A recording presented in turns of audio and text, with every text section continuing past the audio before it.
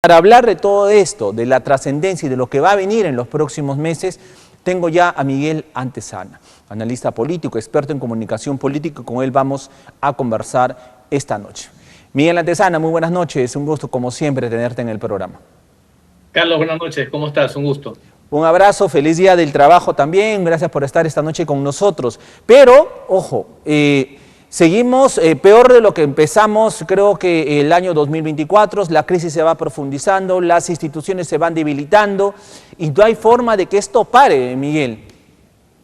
Ciertamente que no, yo creo que estamos bastante decepcionados de la coyuntura política y hay que ser bastante realistas para ver con escepticismo que esto va a continuar o inclusive va a empeorar de cara al 2026.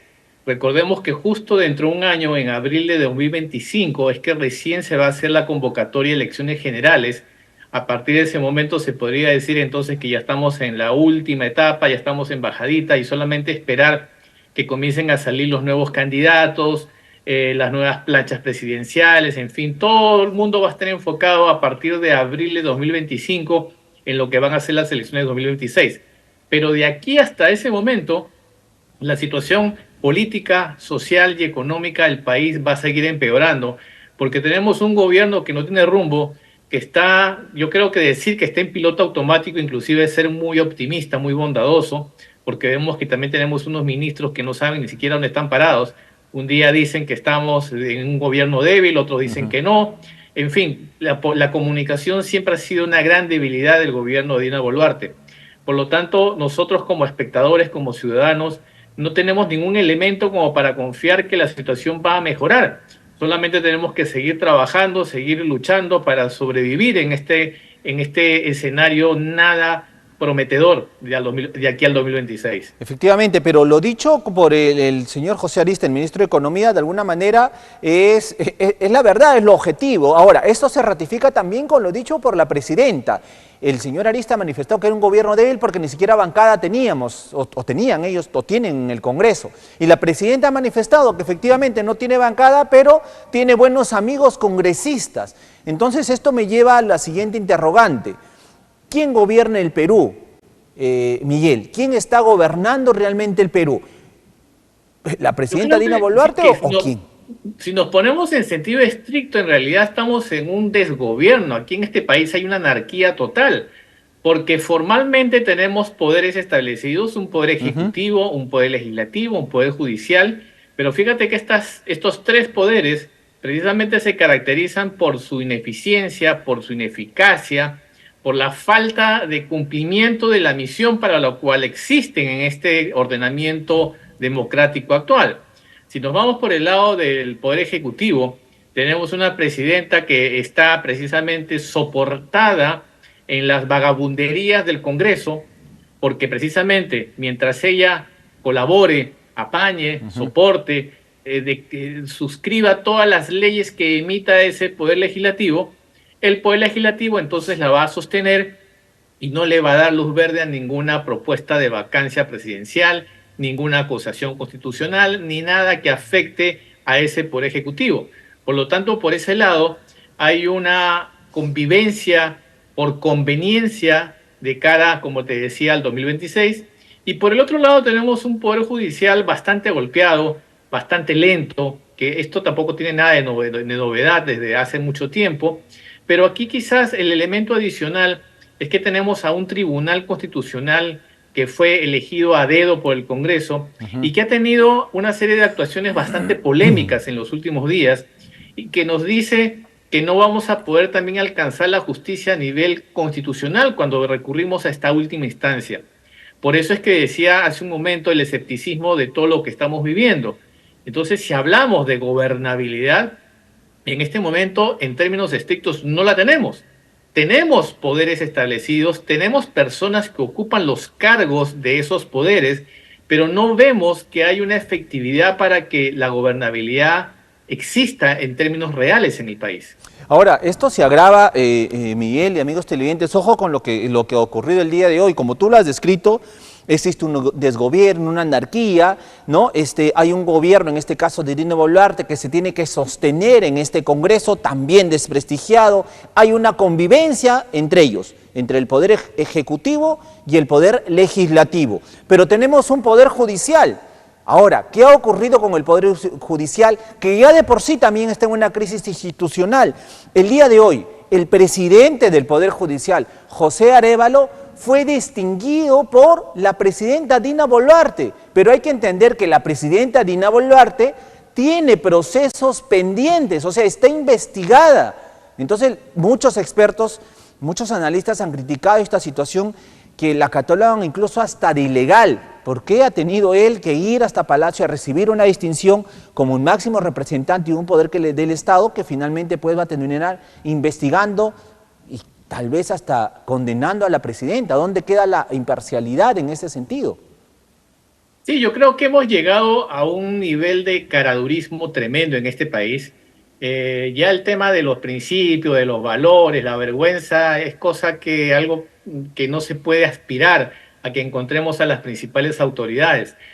Cuando tú mencionabas esta distinción que se le da al presidente del Poder Judicial, me vino a la mente lo que pasó hace también algunos meses, no hace mucho, hace algunos meses, el año pasado, cuando el alcalde de Lima también distinguió a la ahora suspendida fiscal de la Nación, Benavides, Patricia Benavides. Ejemplo, sí, Entonces fíjate que entre todos se dan espejitos, sí, se dan medallitas, se dan cositas así como para inflar el ego, pero también detrás de eso es el mensaje precisamente de esta convivencia, de este caraurismo, como estaba diciendo hace un momento, en la que también podemos meter más personajes, ojo, también podemos meter a las gobernaciones, en las que, por ejemplo, ahí está el más conocido ahorita, es el Guayqui Ayacucho, que seguramente cada vez que entregaba un reloj, un arete, recibía fondos para su gobierno regional. Y qué tantos otros casos por ahí pueden haber precisamente de esta convivencia casi delincuencial que también, se da a nivel sí, con los Miguel, fondos públicos. Y sí, esto es Miguel, bastante grave, porque entonces nosotros solamente somos espectadores pasivos de lo que está sucediendo y dejamos que suceda y dejamos que continúe. Y es más, va a continuar de manera incrementada el 2026 porque recordemos que se dio luz verde a la bicameralidad. O sea, ya no solamente vamos a tener a estos 130 congresistas que se van a convertir en diputados, sino que tendremos una nueva Cámara de Senadores que pueden ser miembros de este actual Congreso y seguramente algunos fósiles dinosaurios que van a salir de la vieja política y van a querer intentar volver a precisamente vivir del Estado a través de este nuevo Senado. efectivamente. Es un escenario bastante patético. Tú hablaste de gobernaciones y hablaste del Guayqui ayacuchano, ¿no? Ascorima, pero no hay que ir muy lejos. Tiene su Guayqui, pero también tiene su padre, como ella lo llamó, el padre de los liberteños, que es César Acuña, quien finalmente su bancada es la que le da sostenimiento a este gobierno. Así que también en torno, como bien dices, a las gobernaciones también se cuecen habas, ¿no? Está clarísimo esto. La pregunta es, con esta crisis, como tú avisoras, que va a empeorar, porque va a seguir todo esto convulsionado, ¿se llegará al 2026 a las elecciones normales, tradicionales, como debería? Porque para muchos, Dina Boluarte no llega, podría renunciar antes, o tal vez el Congreso incluso le puede dar la espalda en algún momento y sacarla. Antes de responder esa pregunta, te voy a decir algo por el cual te vas a molestar seguramente conmigo, que no me acordaba de tu papá. No, tranquilo. Papá de no, la pero libertad, no, que está ahí con el agua de la mamá. Miguel, como yo he dicho, con ese papá como César Acuña y esa mamá como Dina Boluarte, mejor estamos huérfanos. Imagínate, terrible. O sea, con esa familia que tenemos, por razón estamos tan mal. Pero ahora yendo a tu pregunta, sí vamos a seguir con lo mismo. Vamos a tener elecciones, Dina Boluarte se va a mantener hasta el 2026, aquí no va a pasar absolutamente nada. ¿Y por qué no va a pasar nada? Porque el sistema está diseñado precisamente para autosostenerse, para mantenerse. Es un sistema y una estructura política perversa que ha sido diseñada para que los únicos que puedan cambiarlo son los propios delincuentes, y lo digo así con toda propiedad, que se encuentran en el Congreso, que no quieren perder la teta al Estado. Porque cualquier reforma a nivel constitucional, cualquier reforma del sistema político pasa por las manos de esa gente. Y ellos hasta ahora lo que han hecho es precisamente acomodarlo a su gusto, acomodarlo a su manutención y mantención en el tiempo. Por eso tenemos una bicameralidad de cara al 2026. ¿Y qué pasa con eso? Para llegar al 2026, precisamente con esto, que no pasa nada, lo que tienen que hacer es sostener a Dina Boluarte. Claro. Y para que Dina Boluarte se sostenga, ella tiene que seguir apañando todas las cosas que hace el Congreso. Entonces, eso es lo que viene sucediendo y va a seguir sucediendo. Y seguramente van a haber ciertos amagues individuales de uno que otro congresista, pero no va a pasar nada, porque la gran mayoría finalmente no va a aprobar nada que vaya en contra de Dina Boluarte. Tendría que suceder algo totalmente descarado, algo que ya puede ser de ciencia ficción, para que este gobierno se caiga. Pero yo creo que no va a pasar. Yo sé que no tiene ningún apoyo. Es posible que llegue al 2026 con el 0.5 de apoyo, 1% de aprobación, pero va a seguir.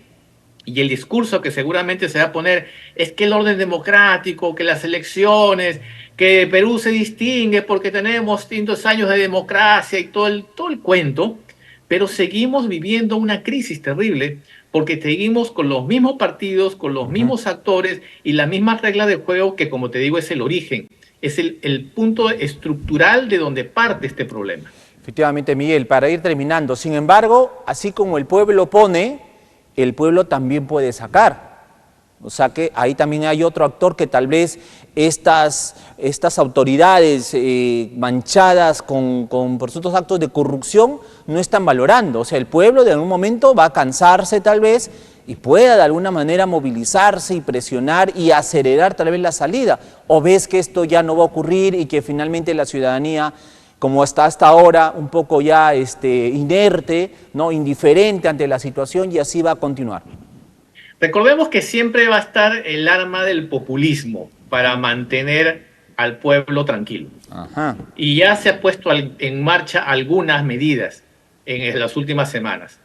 Aprobación del retiro de la AFP, aprobación del retiro de la CTS. Mañana seguramente eso, ¿no? En algún momento más adelante van a hablar del aumento del salario mínimo. Y así, como te digo, migajitas, así como el circo romano, un poco de pan, para que la gente vea tranquilamente el circo que está sucediendo con la política. Ciertamente que la única salida, y yo creo que ya podemos afirmarlo sin ningún temor, la única salida para romper este círculo vicioso tiene que venir a la gente, tiene que salir la gente a la calle, tiene que pasar algo gravísimo para que se remuevan esos cimientos putrefactos de la política peruana. Pero mientras se le dé el pan y mientras siga este circo, entonces no va a pasar absolutamente nada. Es triste decirlo, pero ese es el panorama que tenemos en el Perú. Bueno, pues en todo caso habría que esperar, la situación se va a seguir agravando, no hay visos de solución, o sea, no hay ni siquiera una luz al final del túnel, Miguel, o sea, no hay una esperanza, porque confiar en el gobierno no hay forma, confiar en el Congreso tampoco. Tú has dado la relación, Tribunal Constitucional menos, Poder Judicial tampoco, Ministerio Público sabemos en el problema en que están, Defensoría del Pueblo, ahí tenemos pues al señor también puesto por el Congreso y abogado de Cerrón.